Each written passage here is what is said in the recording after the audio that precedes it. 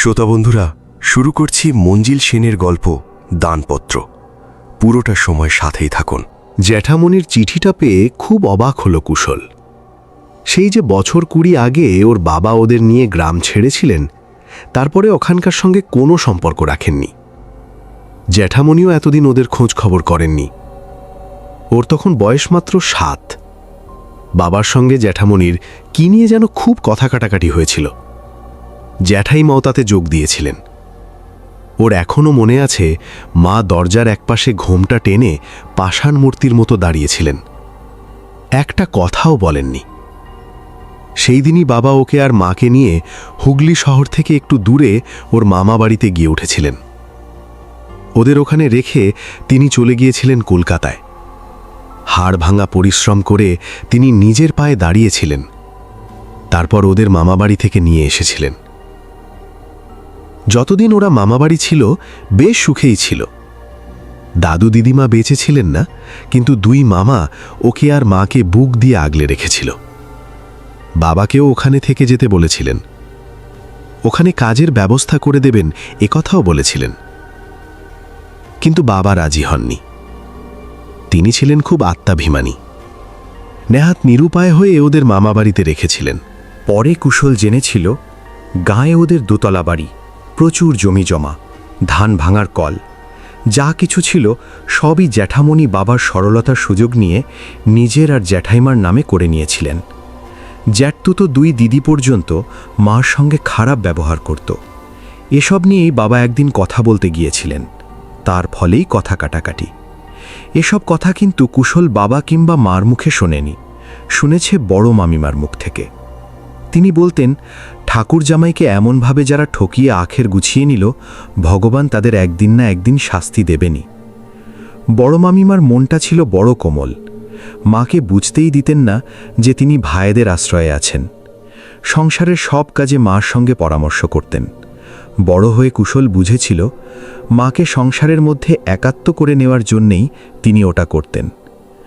ছোট মামিমা আবার ছিলেন বড় মামিমার ভীষণ অনুগত। তার ছেলে মেয়ে ছিল না, তাই কুশলকে খুব আদর যত্ন করতেন। বড় মামার 2 ছেলে মেয়ে, তাদের সঙ্গে কুশলের খুব ভাব হয়েছিল। বাবা যখন ওদের ওখান থেকে নিয়ে গিয়েছিলেন, তখন শুধু বড় মামিমা, ছোট মামিমা আর মামা তো ভাই বোনেরাই কাঁদেনি, 2 মামার চোখও শুকনো ছিল না। মামার বাড়ির প্রাচুর্যের মধ্যে থেকে কলকাতায় এসে জীবনের কষ্টকর রূপটা দেখল কুশল।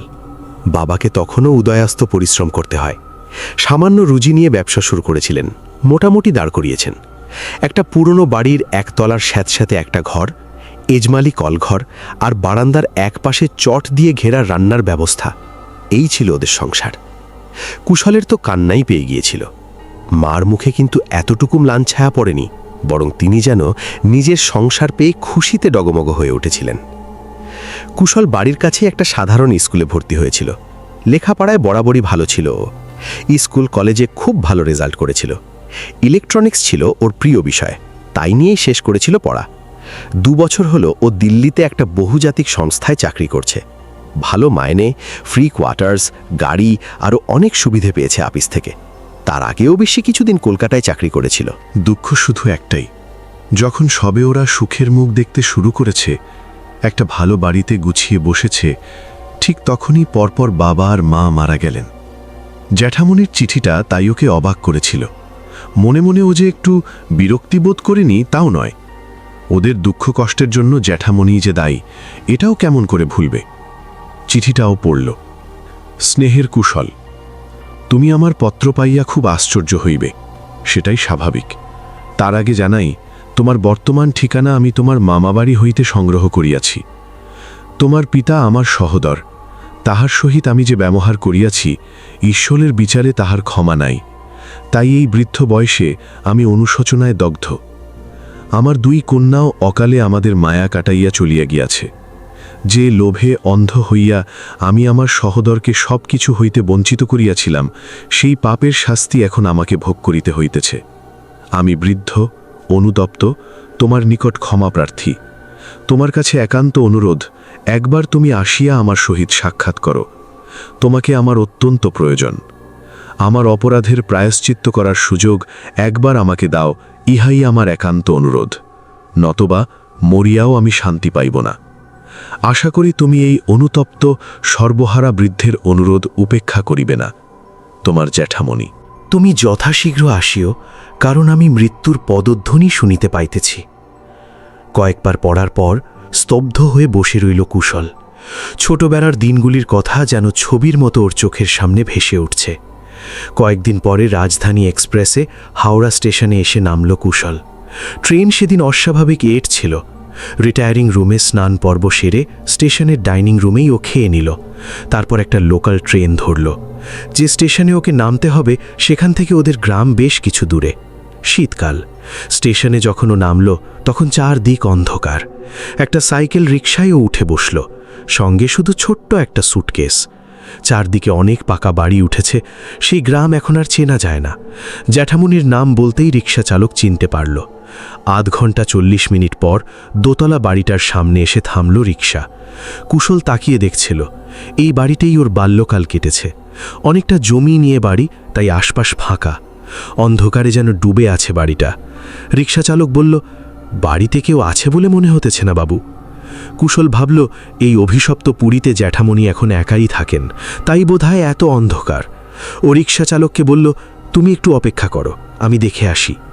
ও সুটকেসটা হাতে নিয়ে সদর দরজার দিকে এগিয়ে গেল। ওর এখন সব মনে পড়ছে।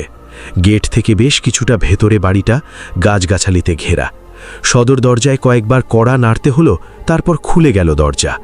অস্থি চর্মসার এক বৃদ্ধ লণ্ঠন হাতে দাঁড়িয়ে আছেন। এই কি ওর জ্যাঠামণি? এখন নিশ্চয়ই বয়স 70-এর কোঠায়। কে? বৃদ্ধ জিজ্ঞেস করলেন। আমি কুশল, দিল্লি থেকে আসছি। কুশল জবাব দিল। আয় বাপ আয়, বৃদ্ধ বলে উঠলেন। আমি যে তোর অপেক্ষাতেই আছি। তুই না আসা পর্যন্ত যেতে পারছি না। জ্যাঠামণি কোথায় যাবার কথা বলছেন কুশল বুঝতে পারল না। ও বলল, আমি আসছি, রিকশাটা ছেড়ে দিয়ে আসি। ও গিয়ে রিকশা চালকের ভাড়া মিটিয়ে 5 টাকা বকশিস দিল। লোকটি খুশি হয়ে বলল, নমস্কার বাবু। চলে গেল রিকশা। কুশল ফিরে এলো, জ্যাঠামণিকে প্রণাম করল। জ্যাঠামণির খালি পা, গায়ে একটা চাদর পর্যন্ত নেই। পা ঠান্ডায় যেন হিম হয়ে গেছে। জ্যাঠামণি ওকে আলো দেখিয়ে দোতলায় নিয়ে গেলেন। বললেন, আমি এই পাপ পুরি যক্ষের মতো আগলে আছি কুশল। তুই এসব নিয়ে আমাকে মুক্তি দে। এসব নিয়ে আমি কি করব জ্যাঠামণি? কুশল বলল, এখানে আমি কোনোদিনই থাকব না। তাছাড়া বাবা মা যা ভোগ করতে পারলেন না, তা আমি ছেলে হয়ে কোন মুখে ভোগ করব? ওসব কথা বলে আর আমায় অপরাধী করিস না কুশল। জ্যাঠামণি বললেন, জানি আমার পাপের ক্ষমা নেই। অহরহ বৃশ্চিক দংশনের মতো আমার বুকের ভেতরটা জ্বলছে। এই বিষয় সম্পত্তি এখন আমার কাছে বিষ। তোকে যদি এসব ফিরিয়ে না দিই, তবে যে নরকেও আমার ঠাঁই হবে না বাবা। কিন্তু এসব নিয়ে এখন আমি কি করব? কুশল অনেকটা অসহায়ের মতো বলল, তোর যা খুশি তাই কর। সব বিক্রি করে দে, বিলিয়ে দে, যা তোর ইচ্ছে। শুধু আমাকে তুই মুক্তি দে বাবা।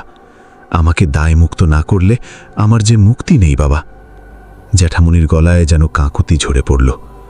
কুশল একটা দীর্ঘ নিঃশ্বাস ফেলে বলল, ঠিক আছে, তোমার যদি তাতে শান্তি হয় তবে তাই হোক। লণ্ঠনের আলোয় কুশল লক্ষ্য করল, জ্যাঠামণির মুখ যেন উজ্জ্বল হয়ে উঠল, যেন ভীষণ একটা উদ্বেগের হাত থেকে মুক্তি পেলেন তিনি। তুই আমাকে বাঁচালি বাবা।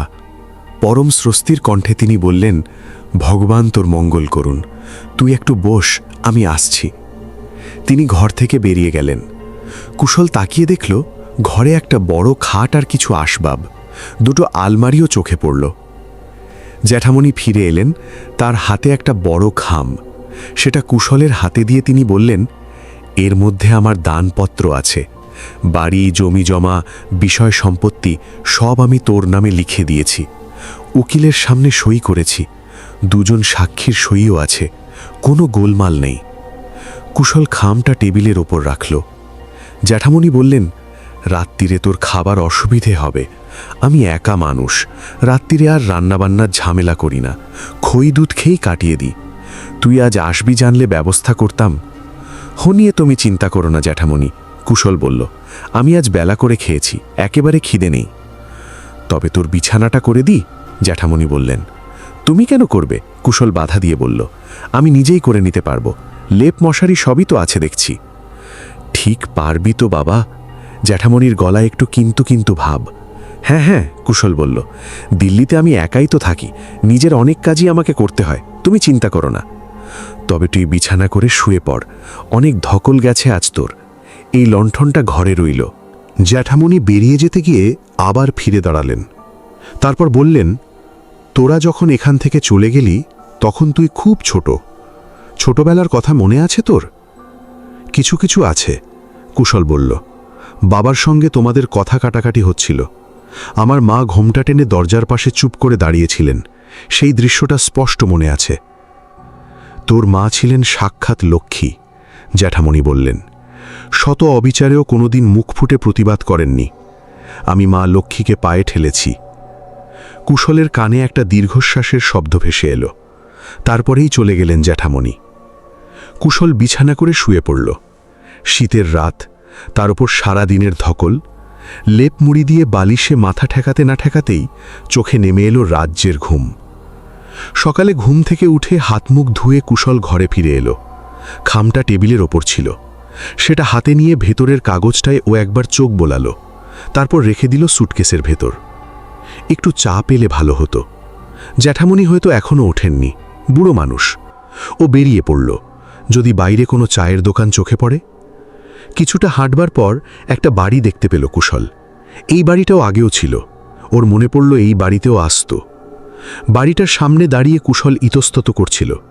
এমন সময় আধ পাকা চুল একজন ভদ্রলোক বেরিয়ে এলেন। ওকে দাঁড়িয়ে থাকতে দেখে ভুরু কুচকে বললেন, কাকে চাই? না মানে, কুশল একটু আমতা করে বলল, আমি ছোটবেলায় এখানে ছিলাম। আমার নাম কুশল মজুমদার। আমার জ্যাঠামণির নাম অম্বিকা মজুমদার। গতকাল রাত্রিরে আমি এখানে এসেছি। কুশল, ভদ্রলোকের দুচোখ যেন বিস্ফারিত হল। তুমি অনন্তর ছেলে?